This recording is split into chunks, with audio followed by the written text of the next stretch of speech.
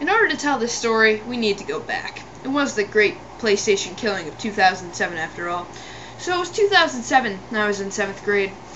And during my 7th grade year, I had a teacher who, for legal reasons, we shall rename Mr. Smith. I had a science teacher, Mr. Smith, and besides teaching me physics, he was also the head adult of 2 of the school's clubs, computer club and chess club. Now, ironically, there was computers in neither club, and there was very little chess in chess club.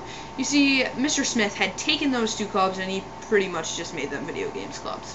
That's right, there were 2 extracurricular clubs that were more or less 100% devoted to video games.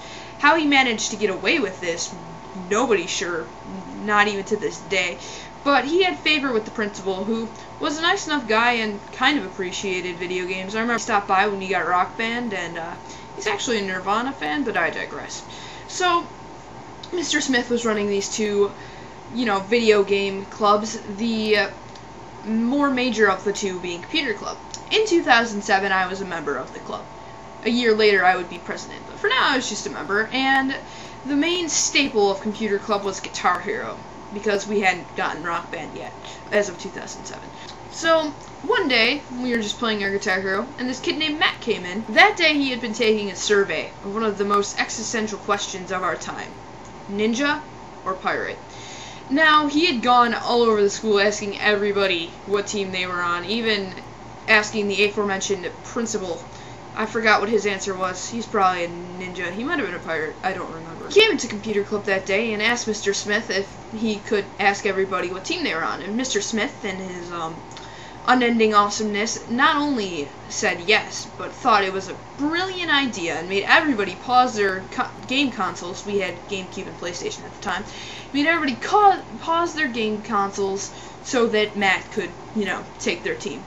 Now, meanwhile, as Matt is polling the populace of their loyalties, Guitar Hero was paused, and the 2 people playing were just, sitting there waiting. One kid was named Kyle, and if I remember correctly, the other kid playing was Scott. I'm not quite sure, but so Kyle's sitting there, and the way Guitar Hero was set up was there was a giant TV that Mr. Smith used for announcements and such, but we used for Guitar Hero, and the people who were playing Guitar Hero generally sat on the table behind the big TV, or Mr. Smith's spinny chair.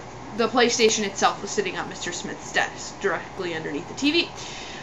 So Kyle, at the time, was sitting in Mr. Smith's spinny chair, and being bored, waiting for the chance to restart his Guitar Hero game, he was just spinning absent-mindedly in the chair.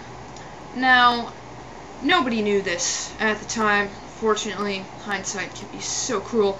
But as he was spinning, the cord connecting the guitar to the PlayStation was being pulled tighter the farther he spun. But, once again, nobody noticed this. So he just continued to spin, and spin, and spin. Till finally, he not only spun, but he rolled outward. At which point, the force of him rolling outward pulled on the PlayStation cord and sent the PlayStation 2 flying. I literally mean this PlayStation, it was one of those small skinny versions too, was catapulted off of the desk, hit the floor, and there was consternation and Sturm und Drang and all other those horrible words for confusion and terror surrounding the Guitar Hero.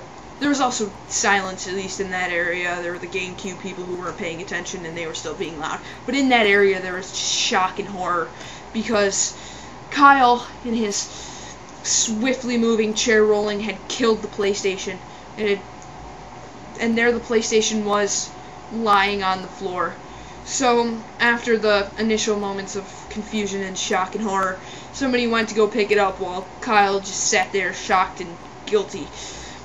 And the guys, they picked up the PlayStation, they were messing with it, they tried to plug it back in, they reconnected it, tried to turn it on, and it turned on, but it wasn't working.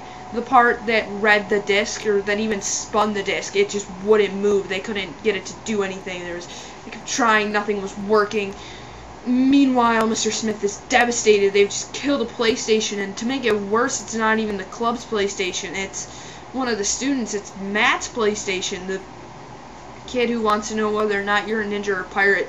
He doesn't know at the time that his PlayStation is dead yet, though. He's too busy pulling.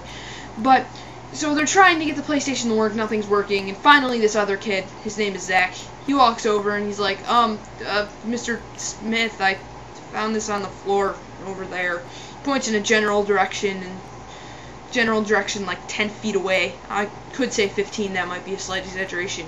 And he gives the Guitar Hero disc to Mr. Smith and kind of scurries away. The force that pulled the PlayStation off of the table instead of catapulting him to the ground also flung the Guitar Hero disc a good 10 feet.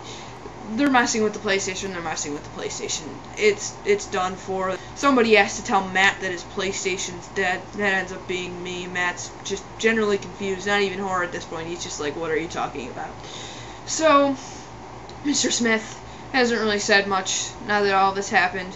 He's given some very rather angry looks at Kyle. We all want to know, is Kyle kicked out? What's going to happen to Matt's PlayStation? Kyle just doesn't come back to computer club. Very wise decision. Many of the 8th graders at the time wanted to beat him up. And unfortunately, Matt never gets reimbursed for his PlayStation. I mean, he came back the next year, and, you know, Mr. Smith mentioned it to him. Or, no, Matt brought it up, and Mr. Smith's like, oh yeah, we never really paid that for you, too. He felt bad about it, honestly, but it'll forever be the day of the great PlayStation death of 2007. Horrible, horrible day, the death of a PlayStation, all because one unwary kid had a Guitar Hero controller in his lap on a spinning chair. Sad, sad day. Well, I hope you enjoyed that story, as sad and tragic as it was. That is a true story. I did sit there and watch the entire thing. Once again, Matt never really got reimbursed, and nothing much really happened with it, but still a good story. So if you've not already, please subscribe to my personal channel. I would really appreciate it, and